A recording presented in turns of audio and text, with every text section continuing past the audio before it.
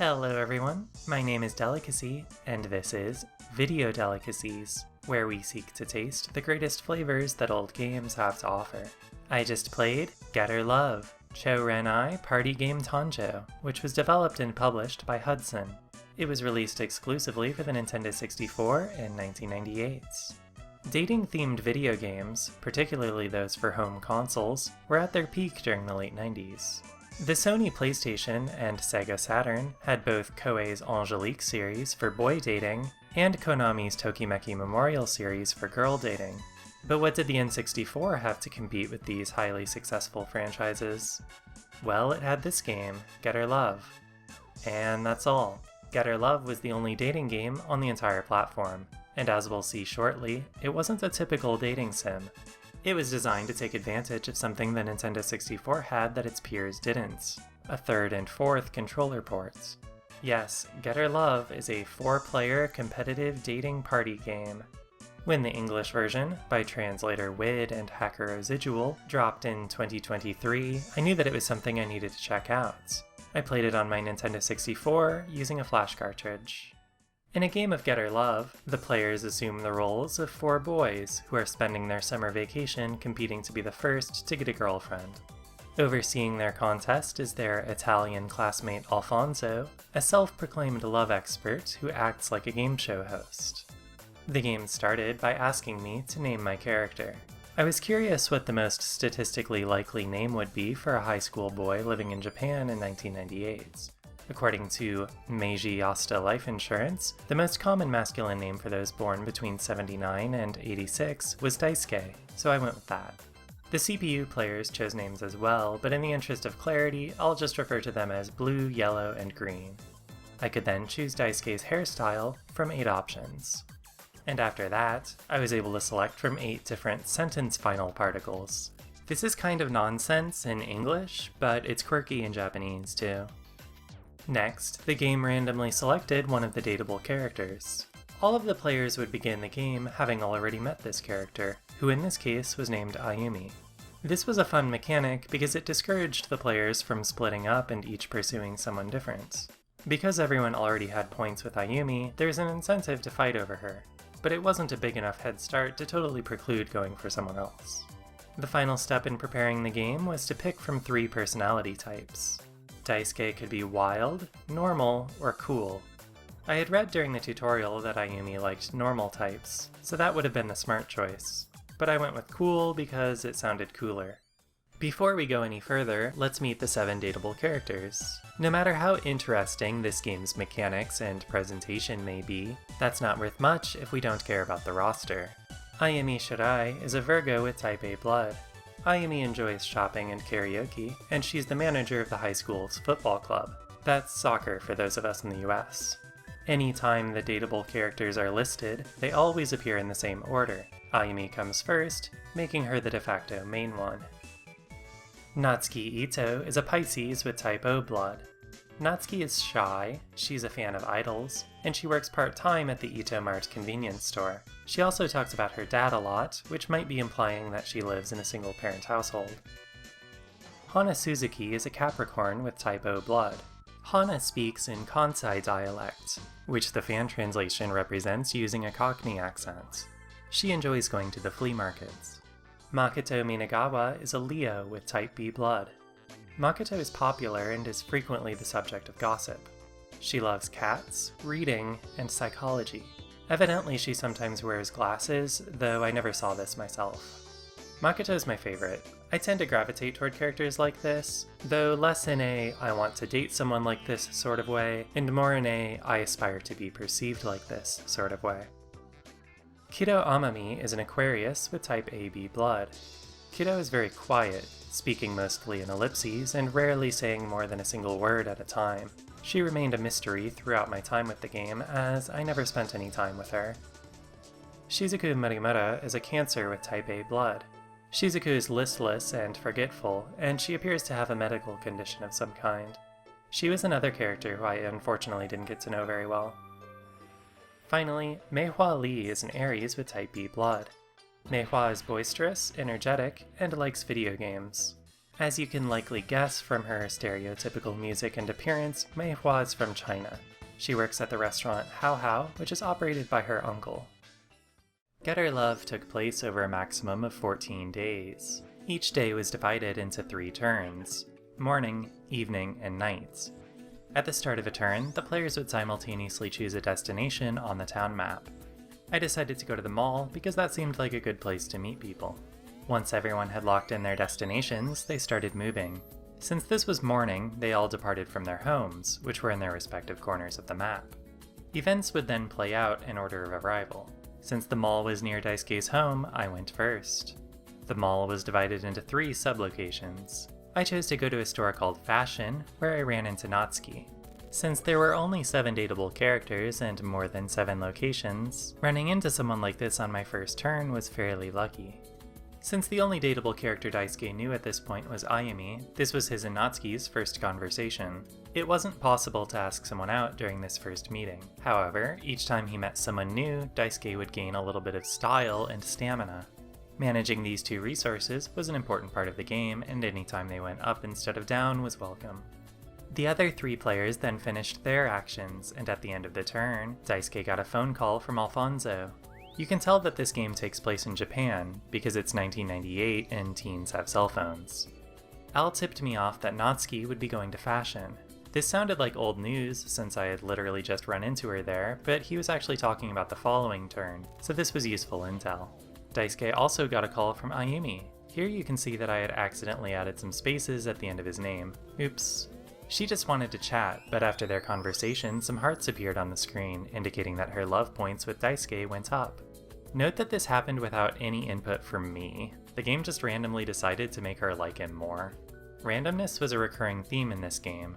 That's not a complaint necessarily, it's important that party games be unpredictable, but it could be frustrating while playing against CPUs instead of with friends.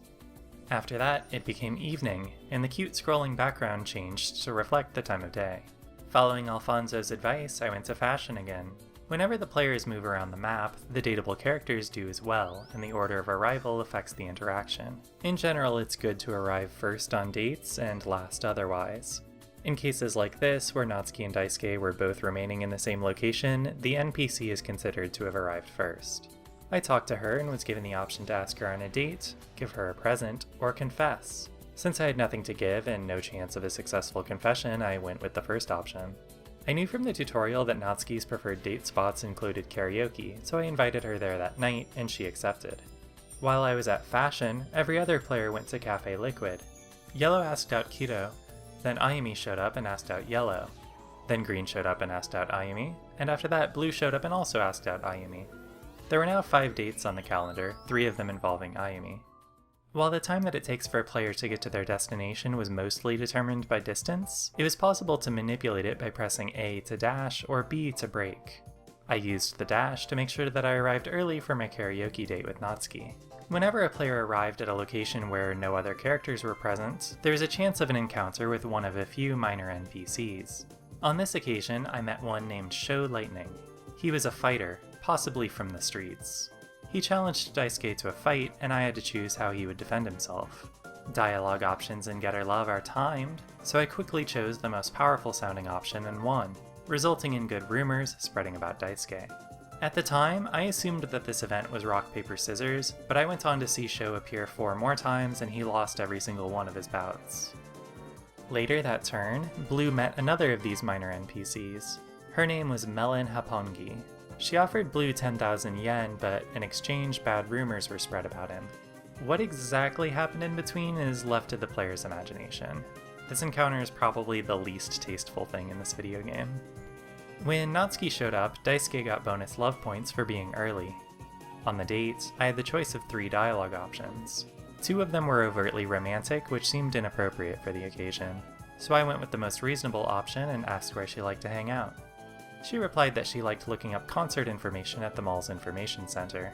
The date went well, but it was costly. Doing karaoke at night is more expensive, and I had to pay for both of us, so it cost about a quarter of Daisuke's bankroll. Yellow also had a date at the karaoke center that night. When he showed up, he had a random encounter with Alfonso.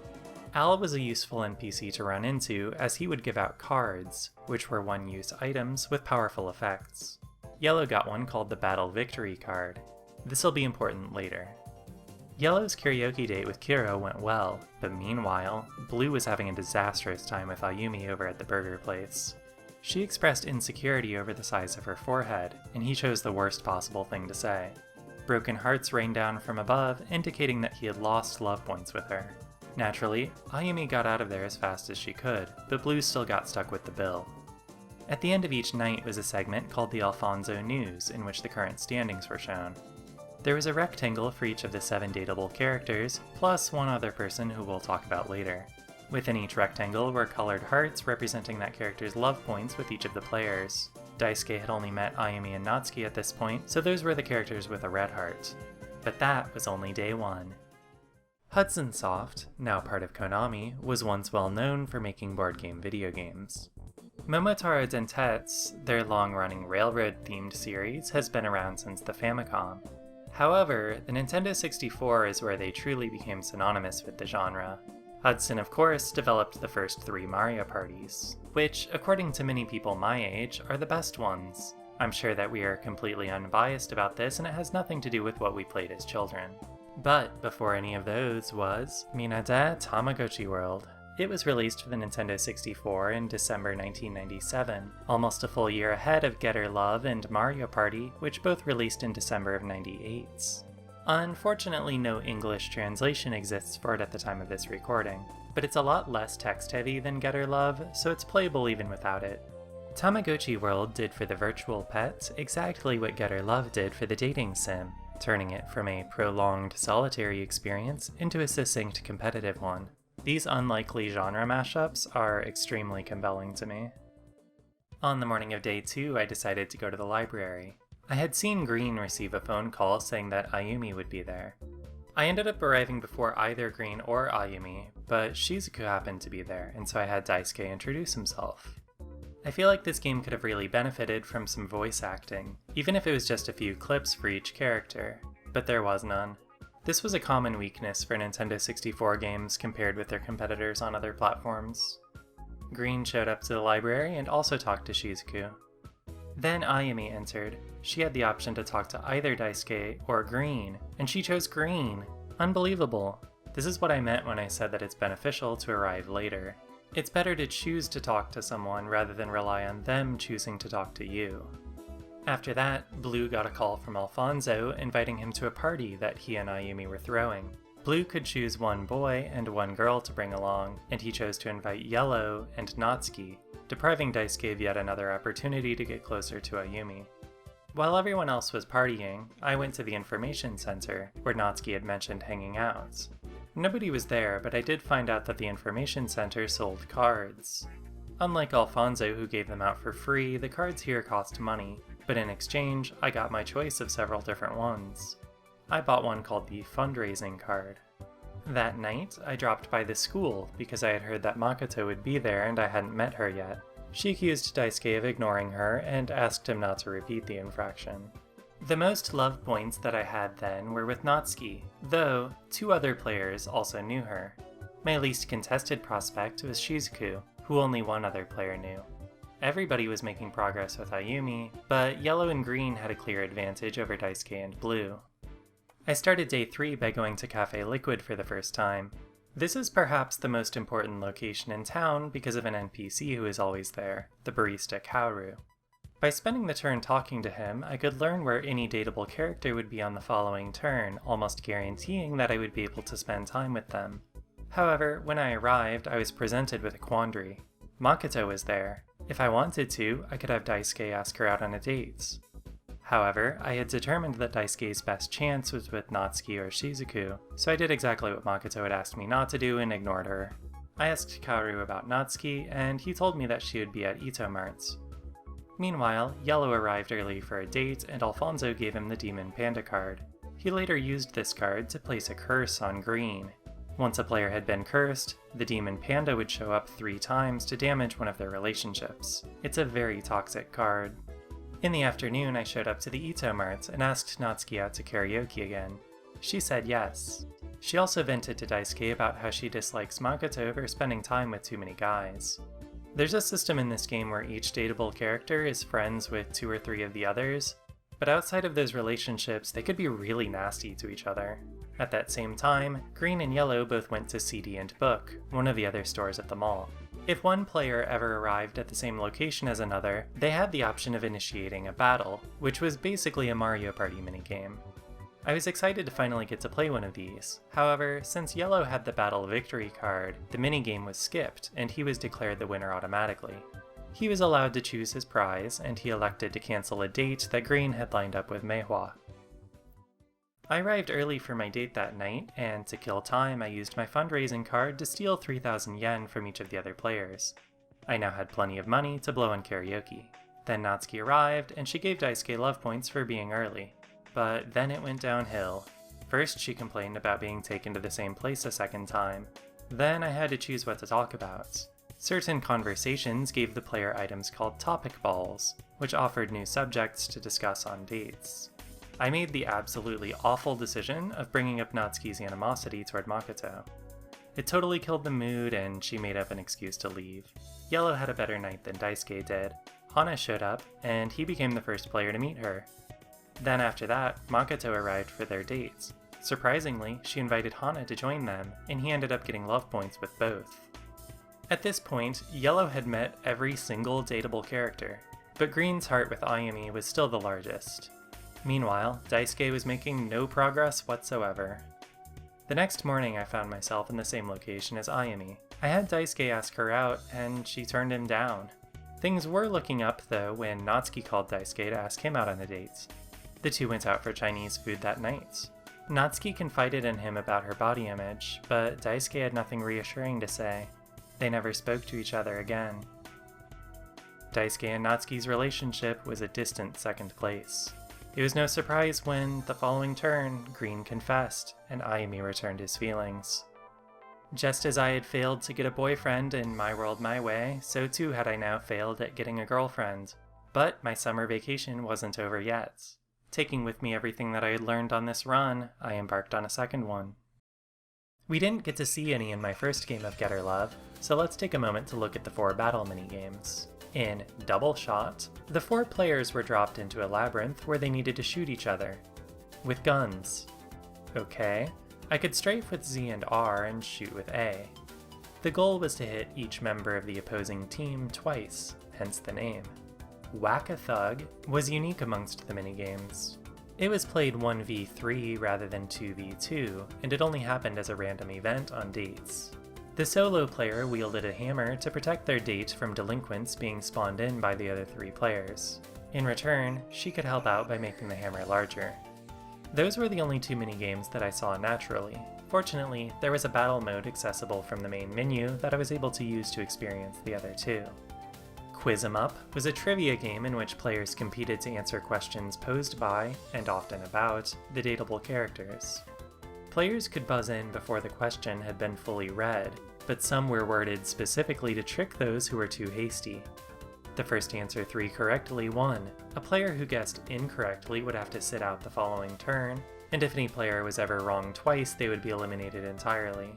In Mic Drop, the 4 players fought for control over a karaoke microphone. I could take the mic simply by touching whichever player had it. Once it was in my possession, I needed to mash A to fill a meter, and once that was full, I won. It's extremely funny that there were lyrics displayed on screen, as if it was possible to pay any attention to them while playing this.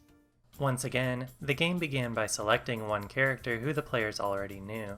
If you look closely, you can see that only 4 names appear in the roulette. Excluding Kiro and Shizuku makes sense, but I wonder why Meihua wasn't an option. The winner this time was Makoto.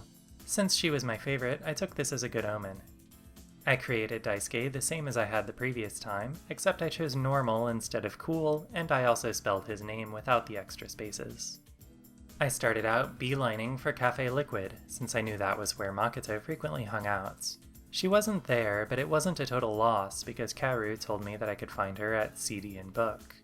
When I arrived there, she was looking at marine photography books. Green had managed to beat me to her and ask her out for that night, and so I asked her out for the following morning instead.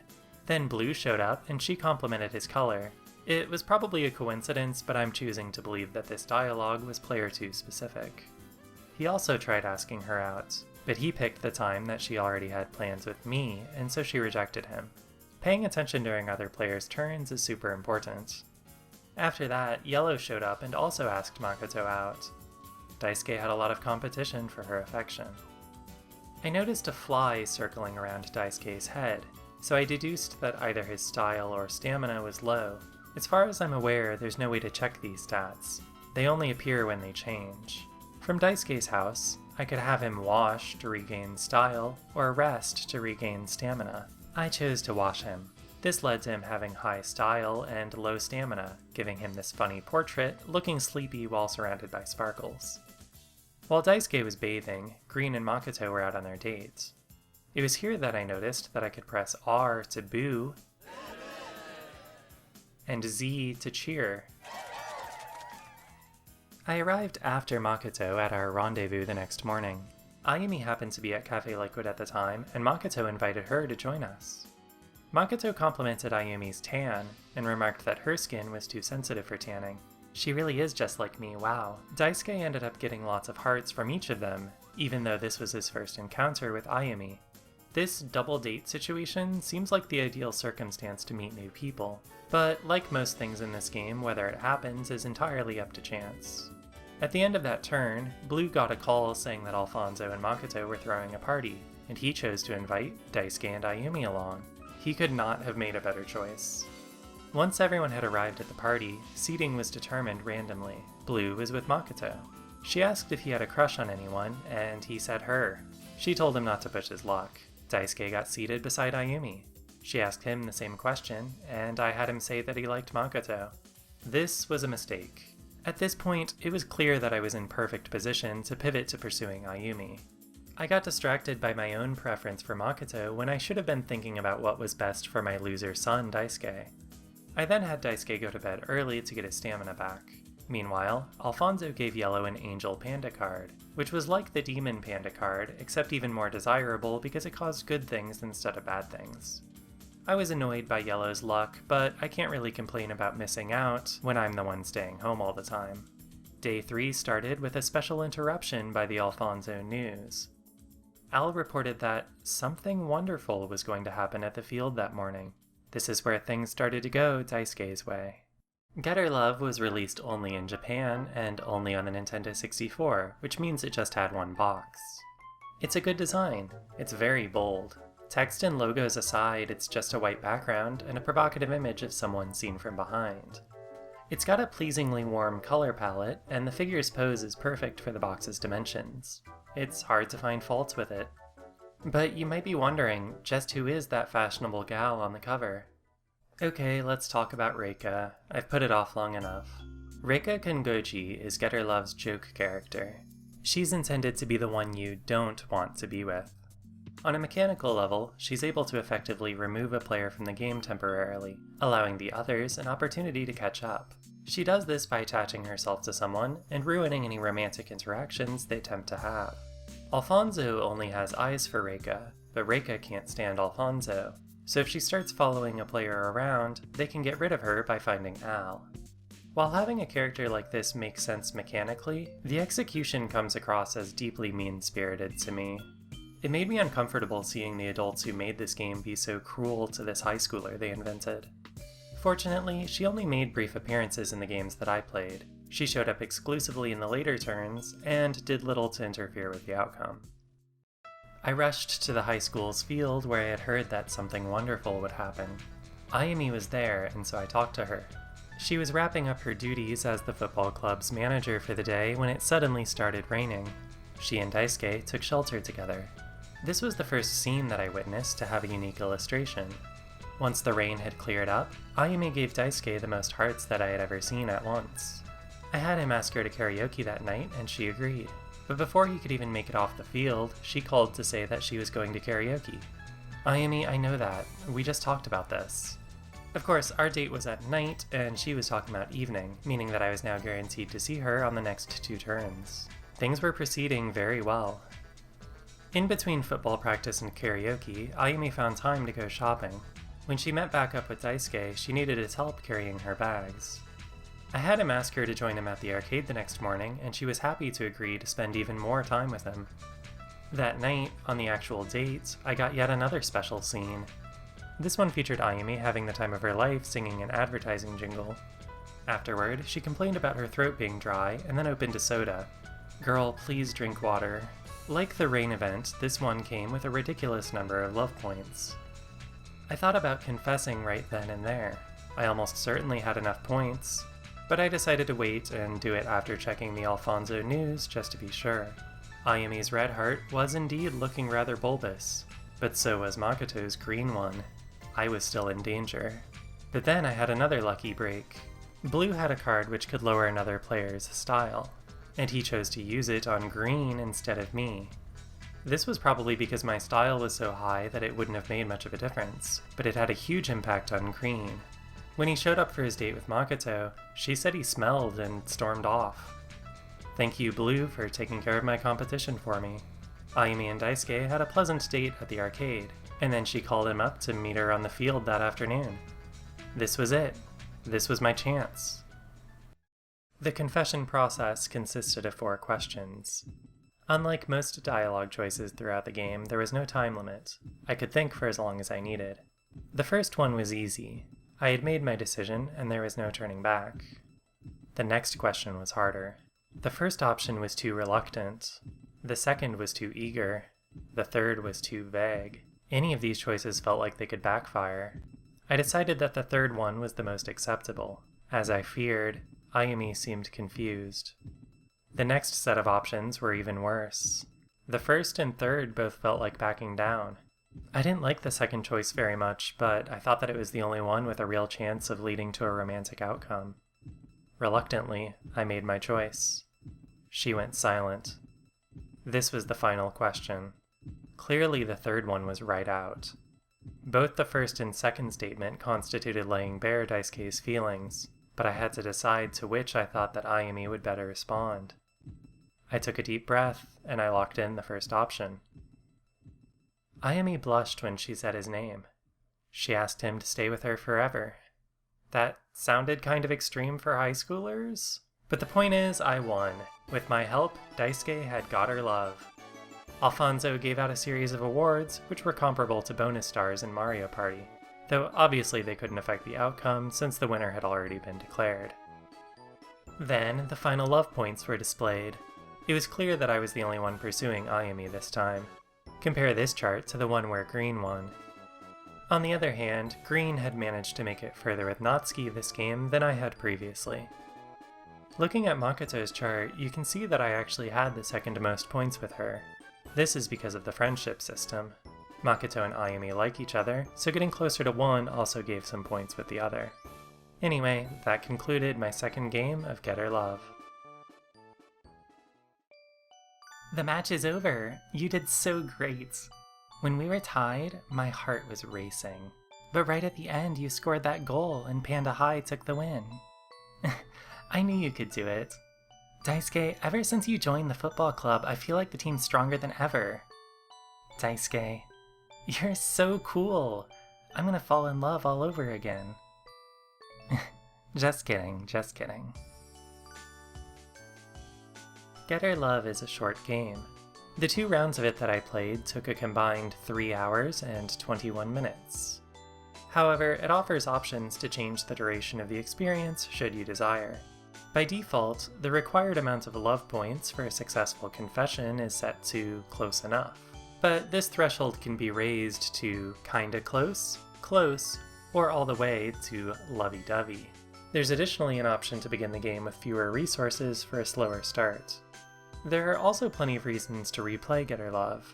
After 2 games, I feel like I only saw a sliver of what it had to offer.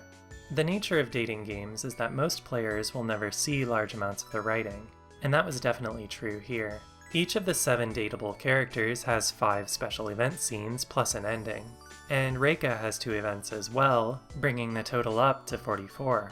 And it's actually even more than that, because the endings have multiple variations. Out of all of these scenes, I only saw 3 of them: Ayumi in the rain, Ayumi at karaoke, and Ayumi's ending. Overall, I enjoyed Getter Love. It's a little edgier than I'd like, and a little sleazier than I'd like, but I was thoroughly charmed by it. It's a modest little game, but it's got a lot in common with some of the great party games. Cold Sept, Dokapon Kingdom, and the one with Mario in it. I can't wait to force 3 of my friends to play it with me.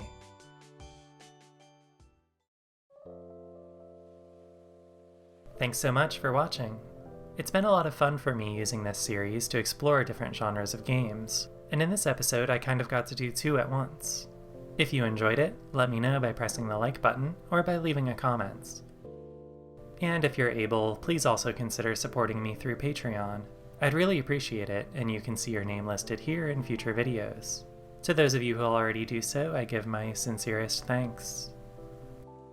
I like to end each of my videos by comparing the game that I've just played to all of the ones before it. I enjoyed Getter Love about as much as it's possible for me to enjoy playing a game like this by myself, which is to say, it's taking the bottom place in the rankings. I have a ton of affection for it, but I think I like the concept more than I liked actually playing it.